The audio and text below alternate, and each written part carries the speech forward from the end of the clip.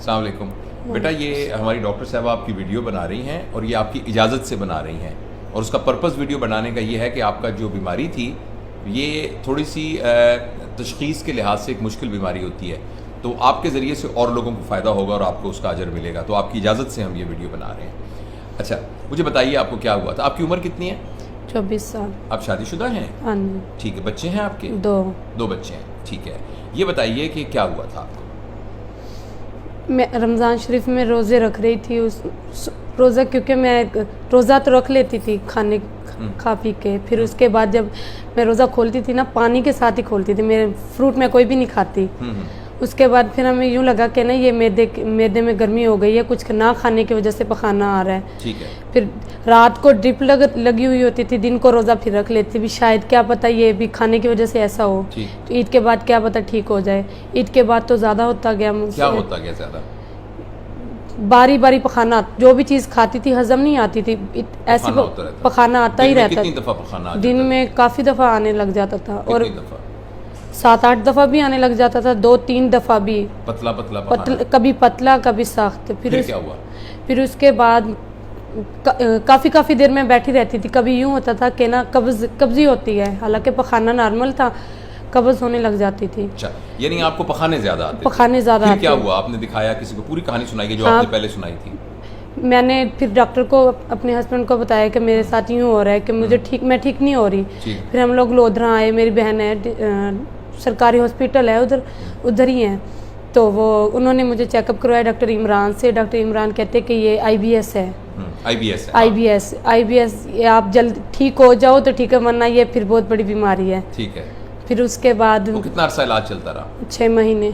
लेकिन आप ठीक नहीं हुई? ठीक नहीं हुआ। पखाना, हाँ, मुख्तलिफ दवाएं खाई मैंने, पखाना फिर बिल्कुल भी सेट नहीं हुआ। फिर क्या हुआ? मुझे यूं लगा कि ना ये ना शायद डिप्रेशन की वजह से हुआ है, क्योंकि घर में कुछ ऐसे हालात चल रहे थे, शायद इसी वजह से मैंने कहा। फिर उसके आप एक नफ्सियाती डॉक्टर के पास? बहुत ज्यादा नफ्सियात के पास में गए। डिप्रेशन की इतनी ज्यादा गोलियां कि पखाना काला आने लग गया। फिर मुझे इतना मसला, गोलियां मैं खाती थी, मुझे नशा ही नहीं गोलियों से होता था, बिल्कुल भी नहीं। फिर उसके बाद मैं गई किसी और डॉक्टर के पास गई। फिर एक दिन ऐसा हुआ कि मेरी तबीयत बहुत ज़्यादा ख़राब थी, कि मुझे यूँ होने लग रहा था कि ना मेरे दिमाग को ना गैस ऐसे हो रहा था ना कि जैसे दिमाग फट जाएगा। मैंने घर वालों से भी कहा, उनसे भी कहा, ये कहते शायद आराम की ज़रूरत हो इसे। अम्मी के घर आ गए, अम्मी के घर छोड़ के मुझे चले गए। फिर मैंने फ़ोन किया कि नहीं, मुझे कुछ हो रहा है, मेरे दिमाग को कुछ हो रहा है ऐसे कुछ। कहते नहीं, ये वहम है, डिप्रेशन है शायद, इसी वजह से। अम्मी भी यही कहने लगी। फिर उसके बाद फिर ये आए, हस्बैंड ही आए, वो मुझे बहावलपुर ले आए। कौन से डॉक्टर के पास? चले किसी के पास भी गए। उन्होंने वो जो ब्लड प्रेशर वाली बात बताई, ब्लड प्रेशर, उन्होंने ब्लड प्रेशर पहली दफ़ा चेक किया? ब्लड प्रेशर उधर कोटले से घर से चेक करवाते तो ज़्यादा होता था। फिर वो 180, 200, तो वो मुझे कहने लगी एक दिन के ना शायद ये कैंसर किसी जगह भी हो सकता है, तो क्या पता तुम्हें कैंसर ना हो। मैंने आके अपने मियाँ से बताया कि ना वो ऐसे कह रही है, कहती जितना जल्दी हो ना अपना ब्लड प्रेशर कंट्रोल रखो तुम। तो 26 साल आपकी उम्र है, और 24 साल जिस वक्त आपको जो डायरिया हुआ उस वक्त भी ब्लड प्रेशर ज्यादा होता था? नहीं, बाद में हुआ है, बहुत ज्यादा ब्लड प्रेशर बाद में हुआ है, जब सही है कि पखाने का मसला ज्यादा हो गया, हिम्मत मेरी हार, वजन भी मेरा बहुत ज्यादा बढ़ता रहा। कभी देते रहे, लेकिन आप ठीक नहीं हुए बिल्कुल। वो वक्त ही तो ठीक हो जाती थी मैं। चले, मुझे आपसे सिर्फ इतनी मालूमात लेनी थी, बाकी तो आपका सारा केस हो गया है। हाँ, मैं थोड़ा सा ये डिस्कस करके फिर मैं आपसे सारी बात करता हूँ। आप तशरीफ रखिए, उधर तशरीफ रखिए। Usman please can you come.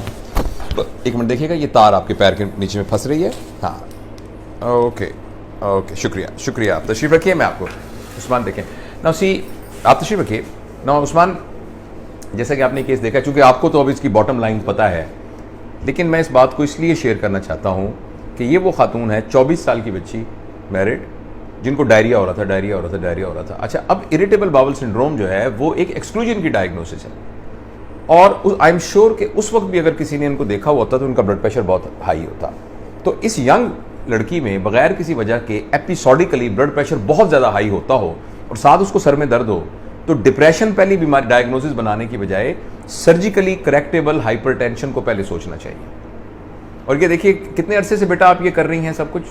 Ramzan शरीफ से, यानी तकरीबन 8-9 महीने से। हाँ जी। तो for last 8 and 9 months she has been treated by gastroenterologists, by physicians as a case of, first of all, infective diarrhea, later on as a case of irritable bowel syndrome, and then she was जब वो ठीक नहीं हो रहा था, नहीं आपको depression है, and I have seen the prescription she was given even antipsychotic drugs, right?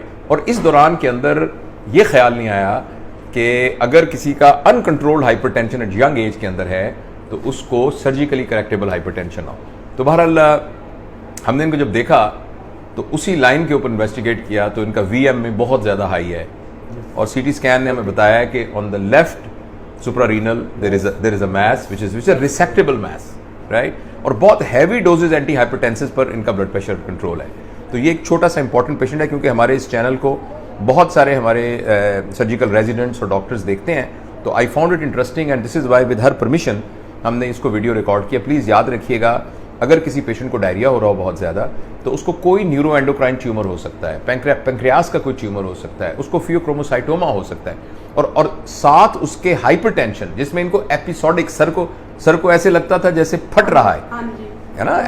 जी, फटने लग जाती थी, मेरी चक्कर आने लग जाते। तो एपिसोडिक जो है कैटेकोलामीन जब सिक्रीट होती हैं तो उस वक्त ये सारी की सारी कैफियत होती हैं। तो प्लीज़ इस वीडियो को याद रखिएगा कि जब भी कोई पेशेंट इस तरह से आए तो उसमें फियोक्रोमोसाइटोमा डायग्नोज करना ज़रूरी है। तो we had her CT scan, we will do further evaluation and इंशाल्लाह in coming list we will take the pheochromocytoma out इंशाल्लाह and she will be fine.